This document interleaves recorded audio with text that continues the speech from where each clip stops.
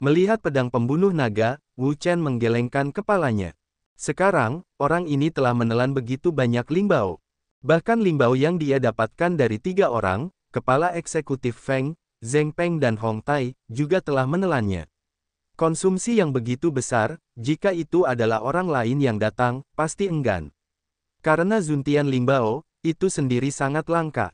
Pada hari ini, Wuda di darat, kecuali Tanah Suci, pada dasarnya tidak ada kekuatan. Dia telah mencari semua kamar dagang di Kekaisaran Xuanwu, tetapi dia belum dapat menemukan Lingbao tingkat kuasi surga. Itu karena tidak ada harta karun seperti itu di luar sana sehingga menjadi sangat berharga. Ketika orang biasa melihat harta karun seperti itu, mereka sangat gembira. Itu pasti berharga dan penting. Bagaimana mereka bisa rela meleburnya, apalagi 3 harta karun tingkat kuasi surgawi. Memikirkan hal ini, Wu Chen tidak bisa menahan rasa sakit hati dan ingin putus asa. Dia ingin langsung menyempurnakan dao pembunuh naga. Yang kalah tidak tahu berapa banyak hal yang telah hilang. Jika dia tidak dipromosikan lagi, dia benar-benar tidak dapat menemukan cara lain untuk mempromosikan dao pembunuh naga. Namun, sekali lagi, jika dia tidak memberikan pisau pembunuh naga untuk melahap dan memurnikan, apalagi yang bisa dia lakukan? Itu milik orang lain. Begitu orang-orang di 3 tempat suci mengetahui bahwa 3 harta dalam dirinya tidak akan pernah menyerah. Oleh karena itu, 3 harta itu masih disimpan, dan tidak dapat digunakan. Dalam hal ini, lebih baik memberi mereka pisau pembunuh naga melahap dan memurnikan, meningkatkannya dan menjadi harta tingkat yang lebih tinggi. Pada saat ini, pisau pembunuh naga sedang mengalami perubahan dramatis. Seluruh tubuhnya berkilauan dan menyilaukan. Napas tajam gas pisau meletus keluar dari pisau pembunuh naga, menyapu dan membuka. Itu penuh dengan seluruh pisau pembunuh naga. Itu secara bertahap menguat. Seperti singa yang sedang tidur, itu perlahan-lahan bangun. Wu Chen tidak terburu-buru. Lagi pula, masih banyak waktu. Dia harus melihat kapan orang ini bisa melakukannya. Entah sudah berapa lama waktu berlalu.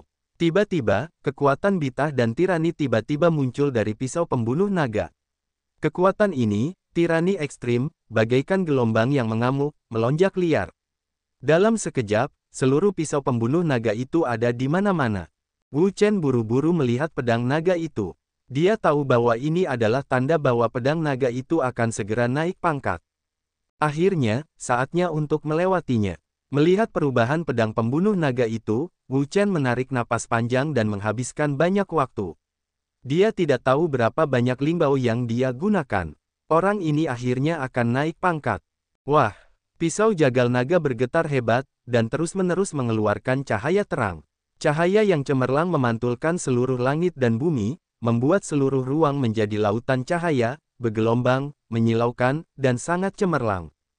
Proses seperti itu berlangsung selama beberapa menit. Tiba-tiba, energi yang kuat meledak dari pisau pembunuh naga. Energi ini sangat kuat, seperti gelombang besar, menyapu dan mengguncang seluruh ruang. Ini sangat luas dan kuat. Energi yang luas, menyebar bergelombang, kekuatan ini, jauh melampaui level. Sekarang, pedang naga akhirnya berhasil dipromosikan. Namun, saat ini, energi yang kuat juga mengalir ke dalam dirinya. Energi ini sangat kuat, seperti ombak, terus-menerus melonjak. Ini, Wu Chen sedikit terkejut dengan perubahan yang tiba-tiba itu, tetapi segera, dia merenung dan menyadari bagaimana itu. Ternyata ini adalah umpan balik dari promosi energi pembunuh naga. Inilah keuntungan dari senjata ajaib kehidupan ini. Master dan Lingbao membuat kemajuan bersama. Begitu mereka dipromosikan, mereka juga akan memberikan kembali sebagian kekuatan kepada Tu Long Dao.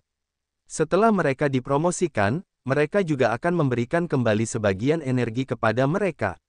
Mereka saling menguntungkan, membuat kemajuan bersama dan tumbuh bersama.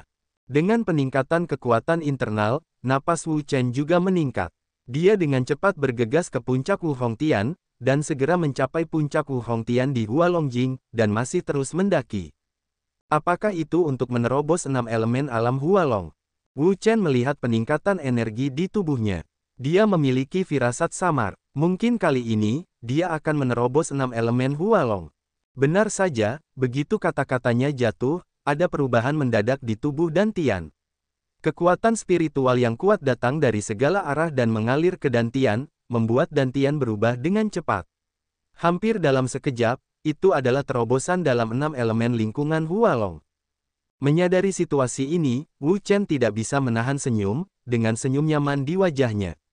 Tanpa diduga, dia bisa menerobos 6 surga lingkungan naga dengan bantuan umpan balik energi dari pisau pembunuh naga, yang merupakan kejutan yang tak terduga. Hahaha, Wu Chen tertawa. Ia merasa bahwa semua usahanya selama ini tidak sia-sia. Ia tidak hanya berhasil meningkatkan pedang pembunuh naga menjadi harta karun roh tingkat atas, tetapi juga telah membuat terobosan dalam kultivasinya sendiri dan mencapai 6 surga Hualong. Itu benar-benar hemat biaya. Pembunuh naga, Wu Chen memegang pedang naga. Ketika ia memegang pedang naga, ia hanya merasakan bahwa ada kekuatan yang kuat yang mengalir ke dalam tubuhnya. Kekuatan ini sangat kuat, yang jauh lebih kuat dari pedang naga sebelumnya. Bahkan harta karun roh tingkat atas, saya khawatir, tidak dapat dibandingkan dengan harta karun roh tingkat surga semu. 8 tebasan naga suci. Sambil memegang pisau jagal naga, Wu Chen langsung memotongnya. Ki naga yang kuat mengalir ke dalam pisau jagal naga, membentuk geng yang mengerikan, membawa energi penghancur, dan langsung menyerbu ke bawah. Ledakan. Tiba-tiba, seluruh ruang bergetar dan bergetar terus-menerus, yang tidak dapat menghentikan energi super ini, momentum super, jatuh dengan keras dan terbelah ke ruang di sekitarnya. Tanah, di bawah serangan kekuatan dahsyat ini, tidak dapat menahannya. Hanya saja terjadi ledakan, momentum yang mengerikan, seperti gelombang, menyapu dan menghancurkan segala sesuatu di sekitarnya. Ledakan teror menghancurkan seluruh bumi. Dengan energi super, ia melonjak keluar dan mengguncang semua sisi, menyapu seluruh dunia. Itu luas dan mengerikan. Untuk sesaat, kekuatan ledakan itu menghilang. Pada saat ini, sebuah lubang besar muncul di tanah. Kekuatan teror meledakkan tanah, menyerbu dan menghancurkan segalanya. Hahaha, cukup kuat. Wu Chen tertawa. Dia sangat senang dengan promosi Dao Pembantai Naga. Selain itu, dia telah membuat terobosan dalam kultivasinya. Dia telah mencapai surga ke-6 dari lingkungan naga. Kekuatannya juga telah meningkat pesat. Dia merasa bahwa semua usahanya sepadan. Sudah waktunya untuk kembali. Setelah menyelesaikan promosi, Wu Chen tidak tinggal di sini lagi. Dia kembali ke kota Xuanwu dan bertemu Sun Yan, Yue Qingzu, Xia Yulan dan Hou Junji. Wu Chen, akhirnya kau kembali. Kau benar-benar mengkhawatirkan kami. Melihat kembalinya Wu Chen, beberapa orang merasa lega. Ini adalah hari dan malam yang lain ketika dia pergi. Mereka tidak pernah mendengar kabar darinya. Mereka juga khawatir. Tetapi sekarang mereka melihat bahwa dia akhirnya kembali dengan selamat. Batu besar di hati mereka juga jatuh dengan tenang. Wu Chen berkata, jangan khawatirkan aku. Aku selalu sangat baik. Beberapa orang tidak mengatakan apa-apa. Keberadaan Wu Chen selalu tampak sangat misterius. Mereka sering menghilang karena suatu alasan. Waktu menghilangnya sangat lama, sangat singkat, sangat lama, dan sangat lama.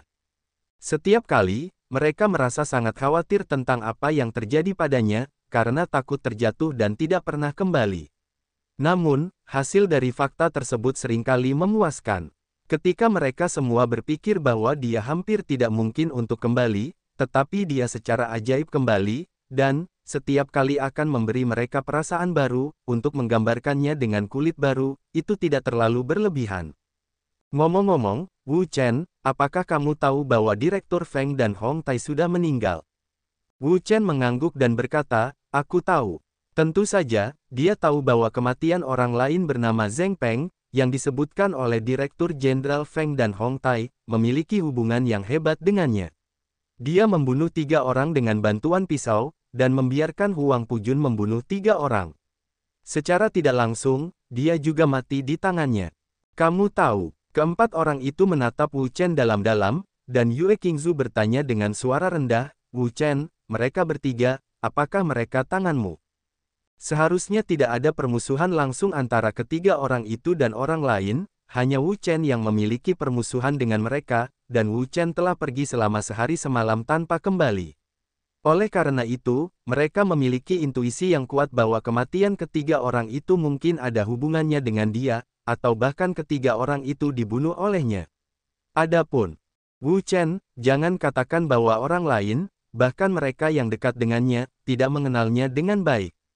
Dia misterius, kuat, dan memiliki banyak cara. Dia telah berada dalam kondisi kemenangan sejak debutnya dan tidak pernah gagal. Tidak peduli seberapa kuat lawannya dan seberapa mengerikan keberadaannya, dia mampu menang, untuk menang.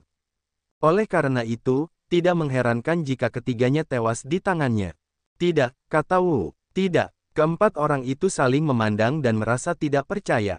Jika ketiga orang itu tidak mati di tangan Wu Chen, lalu di tangan siapa mereka mati? Mereka bertiga mati di tangan Kaisar.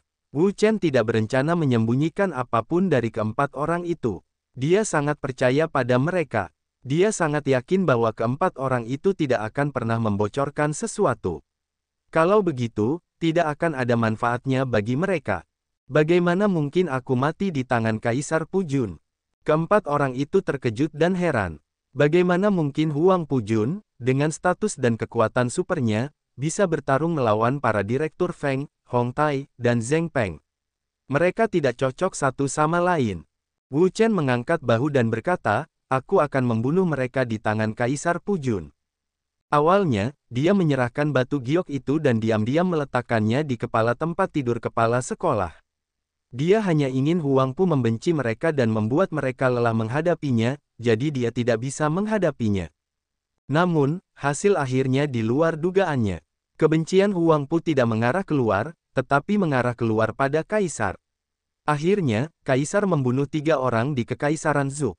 Meskipun hasil ini agak tidak terduga, itu juga mencapai tujuan awalnya, atau bahkan melebihi harapannya, karena dia bermaksud agar Huang Pu Changhen berurusan dengan ketiga orang itu, sehingga ketiga orang itu lelah mengatasinya, dan tidak dapat diganggu untuk memperhatikannya, dan tidak ingin meminta nyawa mereka, karena dia tahu bahwa Huang Pu Changhen tidak berani membunuh ketiga orang itu, karena ketiganya adalah putra dari 3 tempat suci, dan status mereka tidak sama.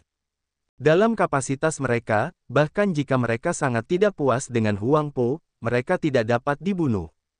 Namun, ini juga bagus, sekali dan untuk selamanya, tidak pernah menderita. Ketika mereka berempat saling memandang, mereka tidak bisa menahan diri untuk tidak menghirup udara dingin. Keberanian Wu Chen begitu besar sehingga dia berani mengambil tangan Kaisar Pujun untuk membunuh ketiga orang itu, yaitu kepala Feng, Hong Tai dan Zheng Peng. Keberanian ini bisa dikatakan sangat luar biasa, karena Kaisar Pujun bukanlah orang biasa, melainkan Kaisar Kekaisaran Xuanwu, seorang yang memiliki kekuatan setengah dewa, kekuatan super raksasa. Kekuatan super yang mengerikan itu jauh melampaui imajinasi. Bagi orang lain, bahkan saat menghadapi Kaisar Pujun, mereka akan gemetar dengan kaki mereka dan bahkan tidak berani berbicara. Beraninya mereka merencanakan sesuatu padanya dan menggunakan tangannya untuk menyingkirkan musuh. Namun, Wu Chen melakukannya, dan juga mencapai tujuannya, yang sungguh luar biasa. Sebenarnya, mereka tidak tahu bahwa tindakan Huang Pujun untuk membunuh 3 kepala eksekutif Feng, Hong Tai dan Zheng Peng tidak terduga bagi Wu Chen. Bahkan dia tidak memikirkannya, dan akhirnya akan berubah menjadi keadaan seperti itu. Lalu, apakah ini juga tentangmu bahwa Kaisar Pujun terluka? Bagaimana mungkin Huang Pujun terluka? Wu Chen terkejut. Dia merasa tidak percaya. Kaisar Pujun adalah Kaisar Kekaisaran Xuanwu. Dia sangat kuat. Dia berdiri di puncak seluruh Zhongzhou dan bahkan seluruh benua Tianwu. Dia adalah salah satu orang yang paling kuat. Hanya ada beberapa orang yang bisa bersaing dengannya. Bagaimana mungkin dia tidak terkejut bahwa keberadaan yang begitu kuat telah terluka? Apakah kamu tidak tahu? Wu Chen menggelengkan kepalanya, aku tidak tahu. Kapan itu terjadi? Ketika keempat orang itu melihat ke arah Wu Chen, dia tampaknya tidak berbohong, tetapi mereka bahkan lebih terkejut. Karena kisah kekalahan Kaisar Pujun di Kekaisaran Zhou telah tersebar di seluruh Zhongzhou, hampir tidak diketahui oleh semua orang. Tetapi sekarang Wu Chen memberitahu mereka bahwa dia tidak mengetahuinya, bagaimana mungkin mereka tidak terkejut. Kemarin, tidak, itu adalah malam sebelum kemarin, kata Xia Yulan. Malam sebelum kemarin, Murongke tidak hanya dipimpin oleh Kaisar, tetapi juga oleh Murongke. Kekuatan Murongke sangat kuat, jauh melampaui imajinasi, dan tidak lebih buruk dari Kaisar. Jika ada orang di dunia yang dapat melukai Kaisar, Murongke adalah salah satunya. Ya, Xia Yulan mengangguk dan berkata, Murongke menggunakan Ordo Phoenix, harta karun spiritual tingkat surga, dan melukai kaisar. Harta karun spiritual tingkat surga. Alis Wu Chen berkerut. Energi harta karun spiritual tingkat surga sangat mengerikan. Itu jauh lebih dari harta karun biasa. Itu memiliki kekuatan yang sangat kuat. Itu dapat menghancurkan segalanya di dunia dan menghancurkan segalanya di dunia. Dengan kekuatan Murongke dan bantuan harta karun spiritual tingkat surga, mustahil untuk melukai kaisar. Namun, dia bahkan lebih penasaran tentang mengapa Murongke bersedia menggunakan Ordo Phoenix, harta karun tingkat surga. Apakah itu untuk batu giok itu? Setelah memikirkannya, Wu Chen berpikir bahwa penyebab semua ini mungkin adalah batu giok itu. Suatu ketika, di masa Pulau Sengguang, Kaisar Pujun menggunakan harta karun roh surgawi untuk menyerang Pulau Sengguang dan kota terbengkalai, hanya untuk menemukan batu giok itu. Kemudian, Kaisar Pu Changhen mempertaruhkan risiko yang sangat besar untuk menemukan batu giok itu. Demi mempertahankan batu giok itu, Murongke rela menggunakan harta karun roh surgawi untuk menyakiti Kaisar. Apa rahasia di dalam batu giok itu? Wu Chen tidak bisa menahan rasa penasarannya. Dia tidak tahu jenis batu giok apa itu. Itu layak menjadi perhatian kedua raksasa, Kaisar Pujun dan Murongke. Dia tidak ragu untuk menggunakan harta karun roh surgawi satu demi satu. Tidak mungkin menggunakan harta karun roh surgawi di tempat-tempat seperti empat kerajaan dan tanah suci super. Tidak terbayangkan untuk membayar penguasa kekuatan lain, sekali dilakukan, akan memiliki konsekuensi yang sangat serius. Wu Chen, apakah kamu tahu mengapa? Apa yang terjadi kemarin malam, orang-orang ini, sama sekali tidak jelas. Berita yang mereka dapatkan juga berasal dari orang lain, dan sisanya tidak tahu alasan spesifiknya. Adapun Wu Chen, dari apa yang dia katakan sebelumnya, mungkin dia tahu sesuatu. Wu Chen mengangguk dengan dingin, perhitungannya benar.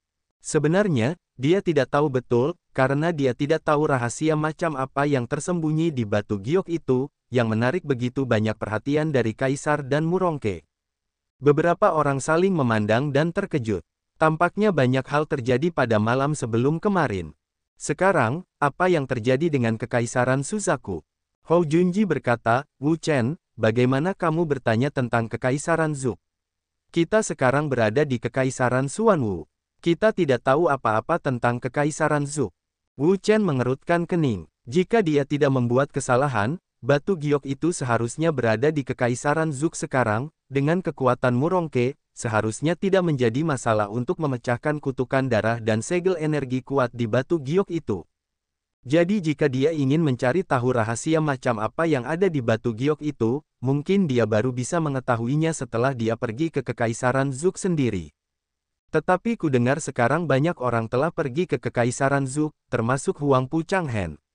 Mereka juga telah pergi ke Kekaisaran Zuk. Huang Pu benci pergi ke Kekaisaran Zuk. Mungkin demi ayahnya. Sekarang, Huang Pu terluka oleh Kekaisaran Zuk. Kekaisaran Xuanwu tidak akan menyerah. Tidak diragukan lagi bahwa Huang Pu akan bernegosiasi dengan orang-orang Kekaisaran Zuk. Selain itu, konon orang-orang dari Istana Wuji, Lembah Zamrud, dan Tanah Suci Tianquan juga berada di Kekaisaran Zuk, mencari penyebab kematian tiga direktur Feng, Hong Tai, dan Zheng Peng. Xia Yulan menambahkan, petik 2. Apakah orang-orang mereka juga ada di sini? Wu Chen sudah lama tahu bahwa orang-orang di tiga tempat suci tidak akan menyerah. Mereka akan mengirim orang ke bawah. Alasan mengapa mereka pergi ke Kekaisaran Zuk adalah karena mereka meninggal di Kekaisaran Zuk. Wu Chen tidak terkejut dengan hal ini. Wu Chen, apa yang harus kita lakukan selanjutnya? Ketiga tempat suci itu mengirim orang untuk menyelidiki penyebab kematian mereka. Wu Chen berkata sebelumnya bahwa kematian ketiga orang itu ada hubungannya dengan dirinya. Dia menggandeng tangan Kaisar Pujun untuk menyingkirkan ketiga orang itu. Jika mereka menemukan petunjuk apapun, situasi Wu Chen akan sangat buruk. Wu Chen berpikir sejenak dan berkata, aku telah memutuskan untuk pergi ke Kekaisaran Zuk. Bagaimana menurutmu? Kamu tidak bercanda. Ketiga tempat suci itu semuanya ada di Kekaisaran Zuk. Bukankah kalian menjebak diri sendiri? Keempat orang itu terkejut. Melihat Wu Chen, mereka tidak dapat mempercayainya. Sekarang, Ketiga tempat suci itu semuanya ada di Kekaisaran Zhou, menyelidiki penyebab kematian mereka. Bukankah sudah jelas bahwa Wu Chen akan pergi ke Kekaisaran Zhou saat ini? Namun, Wu Chen tidak berpikir demikian. Dengan kebijaksanaan ketiga tempat suci itu, mereka tidak akan fokus menyelidiki penyebab kematian ketiga orang itu, karena penyebab kematian ketiga orang itu sangat jelas. Ketiga tempat suci itu tidak dapat dilihat. Itu adalah tangan Kaisar Pujun. Dia menduga bahwa alasan mengapa tiga tempat suci itu jatuh ke tangan Kekaisaran Zhou mungkin sama dengan alasan mengapa dia pergi mencari batu giok itu. Karena itu untuk batu giok itu, bagaimana mungkin mereka terlalu memperhatikan hal-hal lain? Terlebih lagi, Kekaisaran Zhou saat ini telah berkumpul di banyak tempat. Kita semua ingin tahu mengapa ada pertempuran antara Kaisar Pujun dan Murongke. Untuk ini, mereka mungkin tidak tahu persis mengapa, tetapi mereka punya firasat. Pasti ada beberapa rahasia di dalamnya. Tidak, tetapi tidak akan ada perang sengit antara Huangpu dan Murongke, dan Murongke tidak akan pernah menggunakan harta karun tingkat surga untuk menyakiti Huangpu. Jangan khawatir, aku tidak akan punya urusan. Aku punya kebijaksanaan sendiri. Empat orang itu menatap Wu Chen. Mereka tahu bahwa dia tidak bercanda. Dia benar-benar akan pergi ke Kekaisaran Zhou. Bagaimana dengan kita, bagaimana kalau kita pergi ke Kekaisaran Suzaku? Wu Chen menggelengkan kepalanya. Tidak perlu. Sekarang, Kekaisaran Zhou telah berkumpul di banyak tempat. Banyak kekuatan telah berkumpul di Kekaisaran Zhou. Orang-orang super kuat itu telah pergi ke sana. Bahkan jika mereka pergi ke sana, mereka harus berhati-hati dan tidak membuatnya terlalu publik. Jika tidak, mungkin ada beberapa masalah. Jika mereka membawa Xia Yulan bersama mereka, mungkin ada beberapa kecelakaan yang tidak terduga. Dalam bab 159, kota Zhou menghabiskan setengah hari di Kekaisaran Xuanwu. Wu Chen mengucapkan selamat tinggal kepada Yue Xing Bambu, Sunyan, Xia Yulan, dan Hou Junji, lalu pergi ke Kekaisaran Zhou sendirian. Kekaisaran Zhou, seperti Kekaisaran Xuanwu, adalah salah satu dari 4 kekaisaran besar di Zhongzhou. Kekuatannya sangat mengerikan dan fondasinya sangat kuat. Benar-benar luar biasa dan memiliki kekuatan yang tak tertandingi. Tidak ada yang berani memprovokasi. Kota Zhou adalah ibu kota Kekaisaran Zhou. Kota ini adalah pusat politik, ekonomi, militer, dan budaya Kekaisaran Zhou. Seperti kota Xuanwu, kota ini juga merupakan salah satu dari 10 kota teratas di Zhongzhou. Kota ini megah dan luar biasa. Seperti dewa dan iblis raksasa, kota ini berdiri di antara seluruh dunia. Kali ini, demi alasan keamanan, Wu Chen mengubah wajahnya. Dia tahu bahwa orang-orang dari 3 tempat suci semuanya berada di Kekaisaran Zhou.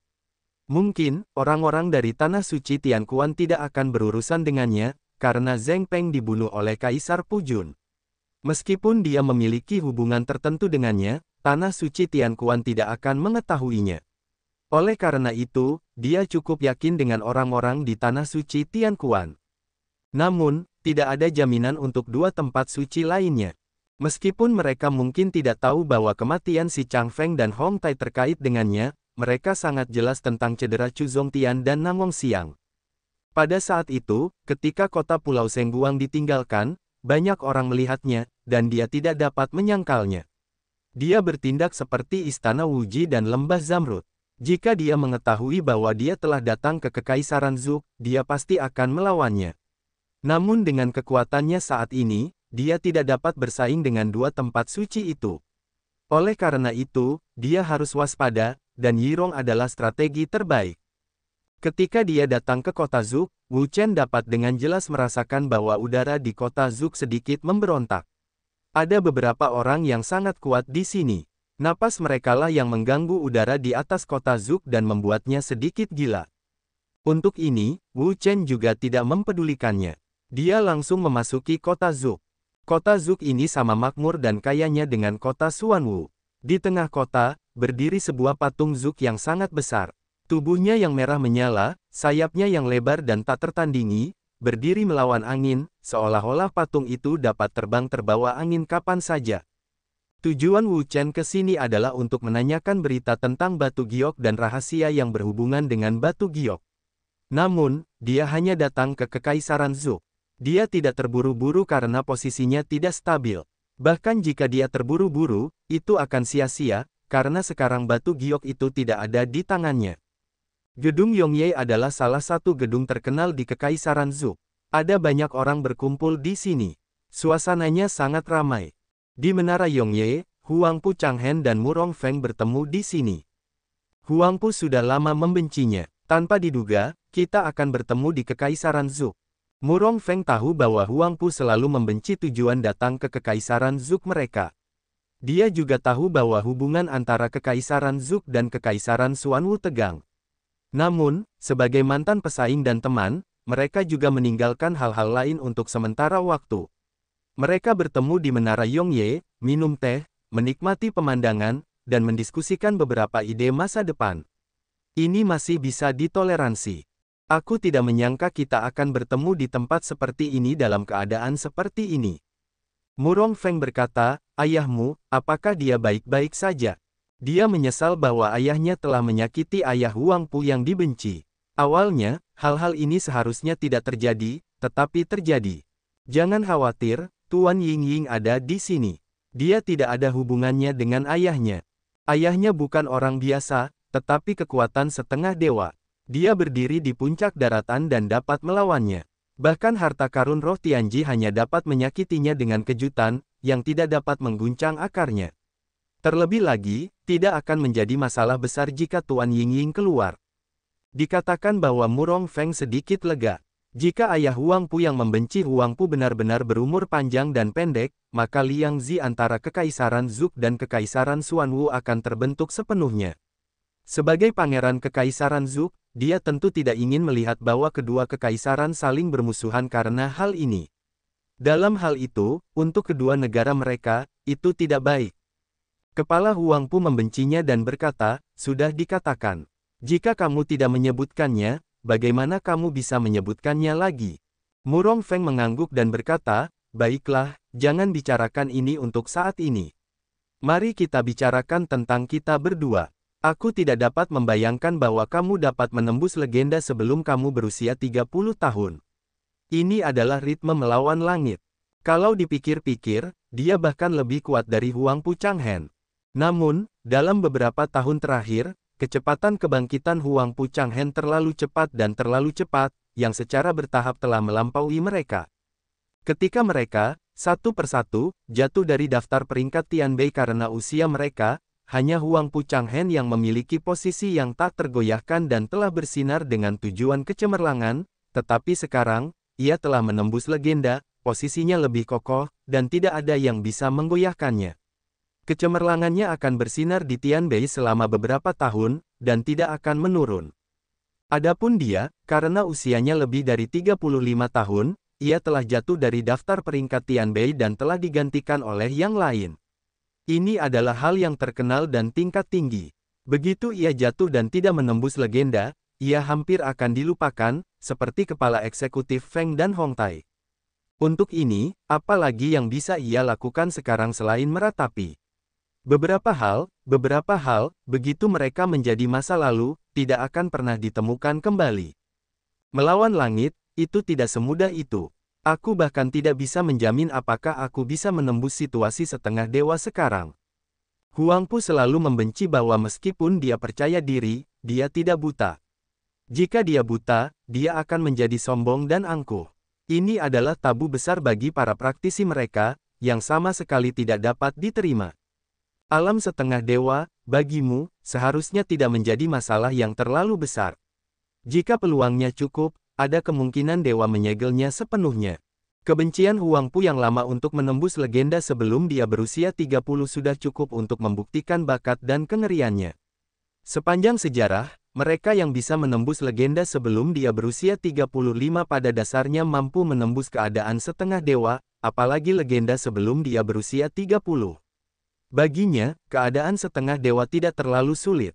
Selain itu, Huangpu masih merupakan fisik yang istimewa. Orang-orang dengan fisik yang istimewa disukai oleh surga. Selama mereka tidak jatuh di tengah-tengah, mereka dapat tumbuh terus-menerus. Prestasi masa depan mereka tidak akan terbatas. Menyegel para dewa. Saat memikirkan kata ini, Huangpu selalu merasa pusing. Ini adalah impian umum semua biksu di benua Tianwu, dan itu diharapkan oleh mereka semua. Namun, menyegel para dewa tidaklah mudah. Bahkan para jenius dan roh jahat dari roh-roh khusus tidak dapat mengatakan bahwa mereka akan dapat menyegel para dewa dan menjadi yang terkuat di alam dewa yang sebenarnya. Dalam sejarah, mereka juga memiliki beberapa fisik khusus. Dalam seluruh kehidupan mereka, mereka tidak memiliki kemampuan untuk menyegel para dewa, dan menjadi yang terkuat dan sejati dalam rumor. Jika kita ingin menyegel para dewa, kualifikasi, kesempatan, keberanian, dan sebagainya, semua ini sangat diperlukan. Jika tidak, mereka yang kuat di alam dewa yang sebenarnya tidak akan begitu langka. Mereka tidak akan memiliki yang terkuat di alam dewa yang sebenarnya. Amit-amit, kumohon, bukanlah kesulitan yang umum untuk menjadi dewa yang sebenarnya. Tidak seorang pun dapat menjamin bahwa mereka dapat berhasil. Jangan bicara tentang aku, ceritakan tentang dirimu. Apa yang akan kamu lakukan selanjutnya? Melihat ke arah Murong Feng, Huang Pu bertanya. Sekarang, Murong Feng telah keluar dari daftar peringkat Tianbei, dan tidak lagi berpartisipasi dalam pertikaian mengenai daftar peringkat Tianbei. Huang Pu membenci kenyataan bahwa meskipun dia merasa menyesal, dia tidak berdaya. Bagaimanapun, waktu tidak menunggu siapapun, dan dia telah melihat banyak hal, seperti kakak tertua dan kakak keduanya. Dia menyaksikan mereka selangkah demi selangkah naik ke daftar peringkat Tianbei, dan secara bertahap dari daftar peringkat Tianbei jatuh. Ini adalah ketidakberdayaan. Seharusnya kalimat itu, generasi orang-orang berbakat keluar, memimpin gaya selama ratusan tahun. Murong Feng berkata, saya telah memutuskan untuk meninggalkan benua Tianwu dan pergi ke dunia lain setelah masalah ini terpecahkan. Secara umum, ketika mereka jatuh dari peringkat Tianbei, mereka akan mempertimbangkan untuk pergi ke dunia lain, yang juga merupakan ide umum banyak orang, tetapi juga tidak berdaya. Apakah kamu juga akan pergi? Murong Feng menghela nafas dan berkata, apa yang bisa saya lakukan jika saya tidak pergi atau keluar? Jika Anda bisa, siapa yang ingin pergi? Namun, kekuatannya telah mencapai level mereka. Tidak ada artinya untuk tetap tinggal di benua Tianwu. Oleh karena itu, pergi adalah pilihan terbaik mereka. Saudara-saudari mereka melakukan ini. Mereka pergi ke dunia lain untuk mencari lebih banyak peluang dan meningkatkan kultivasi dan kekuatan mereka. Huang Pu tidak pernah mengatakan apapun. Hal semacam ini adalah sesuatu yang harus mereka lalui. Ketika dia berusia 35 tahun dan jatuh dari peringkat Tianbei, dia akan pergi. Mungkin, tanpa menunggu 35 tahun, dia akan meninggalkan Tianwu dan pergi ke dunia lain untuk menemukan lebih banyak peluang dan peluang pertumbuhan. Mungkin, aku akan segera meninggalkan Tianwu. Apa? Mendengar ini, Murong Feng terkejut dan berkata, kamu akan pergi sepagi ini. Huang Pu berkata, sekarang setelah aku menembus legenda, apa gunanya tinggal di Tianwu? Tidakkah kau ingin diresapi dengan energi keluarga kerajaanmu? Di antara 4 kerajaan besar dan tempat-tempat suci super lainnya, ada cara khusus bagi orang untuk tumbuh dalam waktu singkat. Itu adalah infus energi, yang dapat membuat orang menjadi sangat kuat dalam waktu singkat. Namun, untuk menerima infus energi, itu bukanlah hal yang mudah, itu perlu memenuhi persyaratan tertentu, yang biasanya harus menembus legenda dan menjadi legenda yang kuat sebelum jatuh dari daftar peringkat Tianbei. Namun, bakat Huang Pu sangat luar biasa. Dia menembus alam legendaris sebelum dia berusia 30 tahun dan menjadi yang terkuat di alam legendaris. Dengan kualifikasinya, dia benar-benar dapat menanamkan energi dan memenuhi syarat. Aku tidak peduli tentang ini, kata Huang Pu. Apa? Mata Murong Feng terbuka lebar dan dia merasa tidak terbayangkan. Infus energi adalah apa yang diimpikan banyak orang. Dia tidak dapat memintanya. Misalnya, dia ingin menerima suntikan energi, tetapi dia tidak memiliki kualifikasi. Sekarang, kebencian Huang Pu tidak jarang terjadi. Bagaimana mungkin dia tidak terkejut?